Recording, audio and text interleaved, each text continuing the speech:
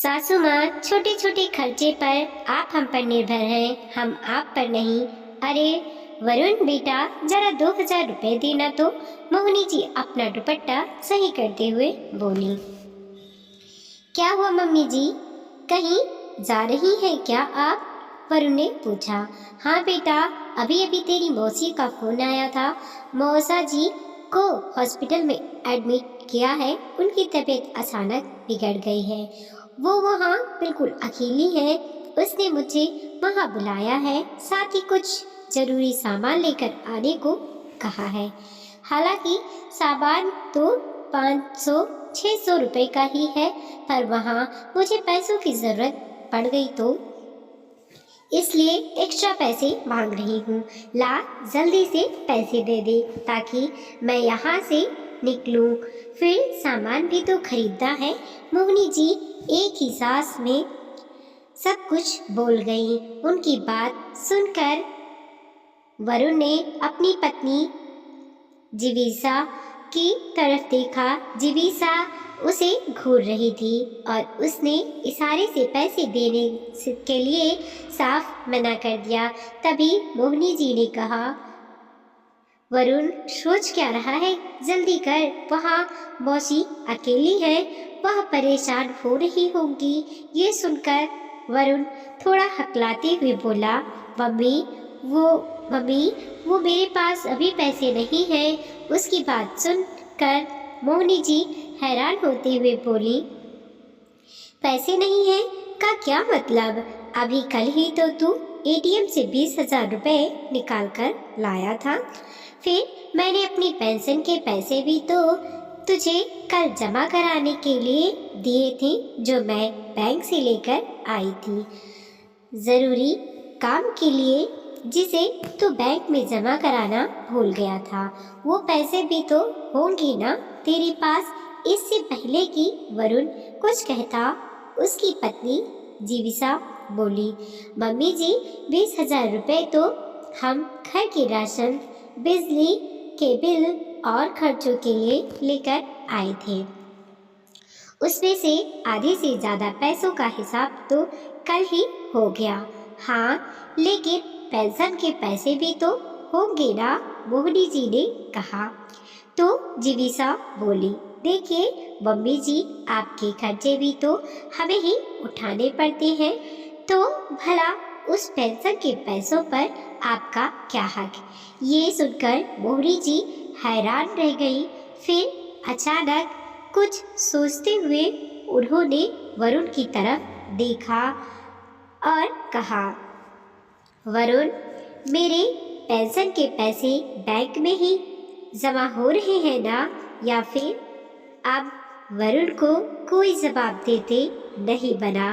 वो नजरें नीचे कर चुपचाप बैठा रहा। मोहिनी जी को समझते देर नहीं लगी कि उसके पेंशन के पैसे कोई बैंक में जमा नहीं होते, बल्कि ये लोग अपने पास ही रख लेते हैं। तभी उनके बैंक की पासबुक तक उन्होंने अपने पास रख रखी है। उसे यूं चुप देखकर मोहिनी जी को और गुस्सा आ गया और वो वरुण पर चिल्लाते हुए बोली, वरुण, तुझसे पूछ रही हूँ मैं, जवाब क्यों नहीं दे रहा है? पैसे बैंक में जमा होते हैं या खुद खर्च कर देते हो? जब मोहिनी जी ने डांट कर पूछा, तब वरुण ने कहा, मम्मी, आपका खर्चा भी तो मैं ही उठाता हूँ, तो आपके पेंशन के पैसों पर भी तो मेरा ही हक हुआ ना। और फिर पैसे घर खर्च में ही तो काम आ रहे हैं। क्या करोगी बैंक में पैसे जमा करके? वैसे भी तो आपकी उम्र हो गई है। क्या माँ होने के नाते तेरी कमाई पर मेरा कोई हक नहीं है? जो मेरे खर्चे भी तुझे मेरी पेंशन के पैसों से ले रहे हो, वो भी तब जब तेरी कमाई अच्छी है।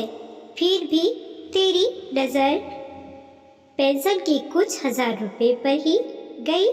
बोलते बोलते मोहिनी जी की आंखों में आंसू आ गए। मम्मी जी, अब आप रोना धोना छोड़िए, हमें इमोशनल ब्लैकमेल करने की ज़रूरत नहीं है। वैसे भी इनकी कमाई पर इनके परिवार का हक है, आपका नहीं।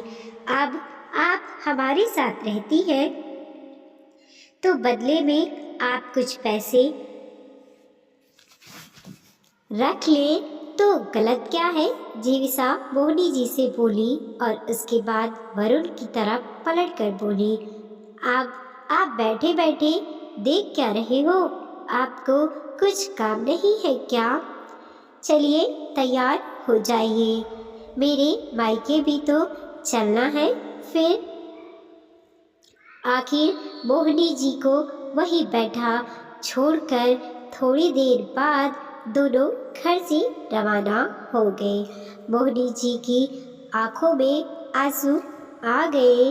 कितने विश्वास करती थी वो अपने बेटे बहू पर, और वो दोनों उनकी पीठ पर छुरा घोंप रहे थे।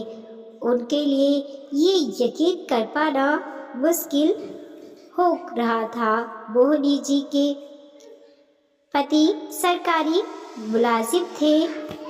वरुण जब अपनी पढ़ाई पूरी कर नौकरी की तलाश में ही था, उसी समय एक हादसे में उनके पिता की मृत्यु हो गई।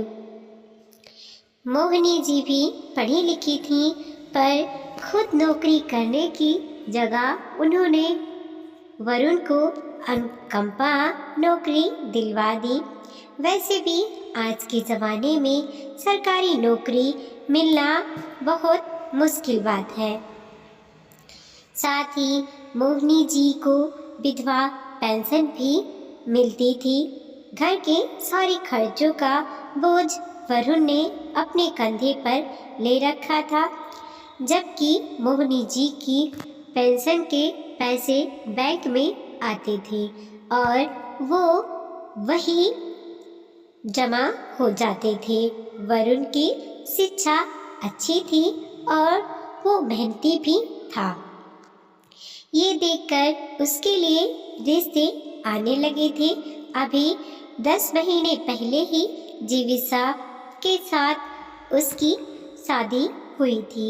उनकी शादी के 4 महीने बाद ही वरुण ने मोहिनी जी की बैंक की पासबुक अपने पास ही रख ली, ये कहकर कि बार बार पासबुक उसने लेनी पड़ती है बैंक में पैसे चेक करने के लिए। पर मोहिनी जी ने भी कभी पासबुक नहीं मांगी। उन्हें अपने बेटे बहू दोनों पर बहुत विश्वास था, लेकिन इस भरोसे का ये अंत होगा ये उन्हें उम्मीद नहीं थी। खैर, तभी उनके मोबाइल की रिंग बजी तो देखा उनकी बहन का फ़ोन था। उससे बातें कर मोहिनी जी पड़ोस में रहने वाली अपने सहेली चंचल के यहाँ आ गई और कुछ पैसे उधार लेकर अपने बहन के पास हॉस्पिटल सामान लेकर पहुंची। घर की चाबी वो चंचल जी को ही दे आई थी। शाम को जब घर वापस लौटी तब तक बेटे बहू दोनों आ चुके थे। उनके घर में घुसते ही वरुण ने पूछा, मम्मी कहाँ गई थी आप? तुम्हारी मौसी के पास गई थी, उसे मेरी ज़रूरत थी, पर पैसे तो थे नहीं आपके पास, फिर ऐसे कैसे चली गई आप? जीविसा ने बीच में आते हुए कहा, चंचल से कुछ पैसे उधार लेकर गई थी, मैं उसे पैसे लौटा दूंगी, पर उससे पहले तुम लोग मेरी पासबुक मुझे दे दो। मोहिनी जी ने दृढ़ता होते हुए कहा, अरे वाह, एक तो हमसे पूछे बगैर आप चंचल आंटी से पैसे उधार लेकर चली गई और ऊपर से पासबुक भी मांग रही हो। कुछ नहीं देने वाले हम आपको। चुपचाप पड़े रहिए घर में। आइंदा हमसे पूछे बगैर घर के बाहर कदम भी मत रखना, जीविसा चिल्लाते हुए बोली। ये सुनकर मोहिनी जी ने वरुण की तरफ देखा, लेकिन वरुण ने चुप रहकर इसमें अपनी सहमति जाहिर कर दी। आखिर मोहिनी जी ने निर्णय ले लिया कि अब उन्हें अपने लिए बोलना ही पड़ेगा। बहू, तुम मेरी बहू हो, सास बनने की कोशिश मत करो। तुम कौन होती हो ये निर्णय लेने वाली कि मुझे क्या करना है और क्या नहीं? मैं अपनी पासबुक ही तो मांग रही हूँ, कुछ और तो नहीं। एक मिनट मम्मी जी, आप अपने छोटे छोटे खर्चे के लिए हम पर निर्भर हो, हम आप पर निर्भर नहीं हैं। यदि आज हम आपके खर्चे करने से इनकार कर दें या आपको घर से निकाल दें तो आपके पास कोई दूसरा सहारा भी नहीं है। इसलिए जरा सोच समझकर कदम उठाइए, हमें मजबूर मत कीजिए, जीविसा चिढ़ते हुए बोली।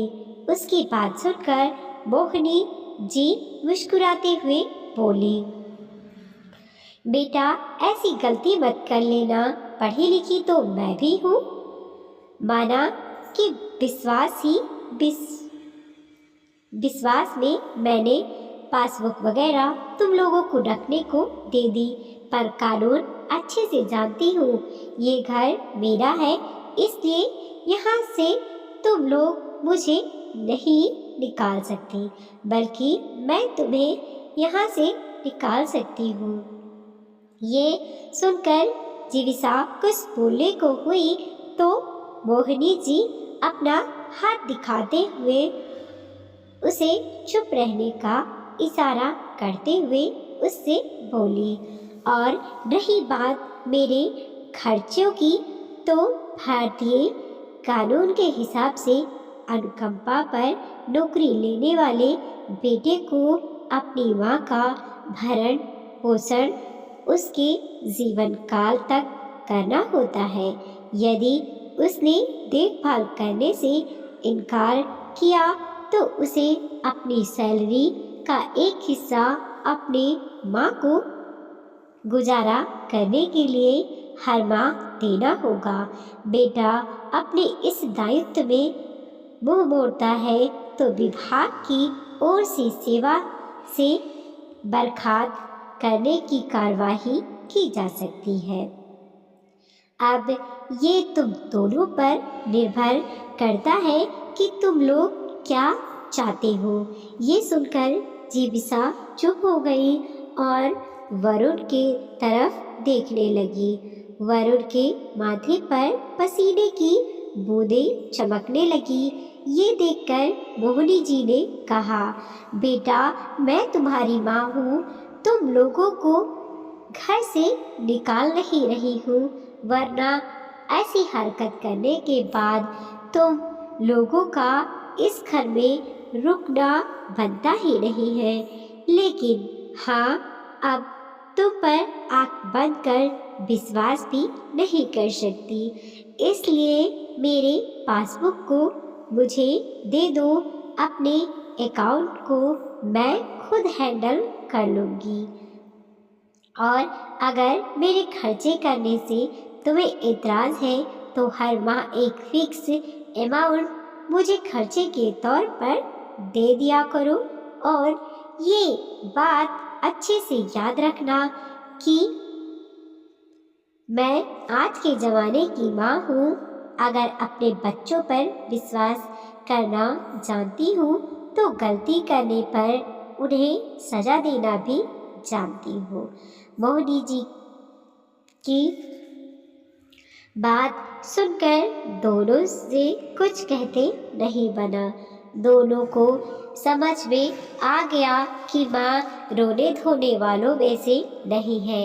आखिर वरुण ने मोहिनी जी की पासबुक उन्हें वापस दे दी। मोहिनी जी ने बैंक में लॉकर लेकर घर के पेपर्स और अपने गहने उसमें रखवा दिए, लेकिन अब वह अपने बेटे बहू पर आंख बंद कर विश्वास बिल्कुल नहीं कर सकती थी। अपने सब निर्णय वो खुद लेती थी, लेकिन बेटे बहू भी अब ज़्यादा कुछ नहीं कहते थे। जानते थे कि अगर नौकरी चली गई तो आज के ज़माने में सरकारी नौकरी मिलना मुश्किल है। वीडियो को लाइक कीजिए, कमेंट कीजिए और अपने दोस्तों के साथ ज़रूर शेयर कीजिए। चैनल पे नए हैं प्लीज़ सब्सक्राइब कीजिए और देखते रहिए मोटिवेशनल स्टोरी।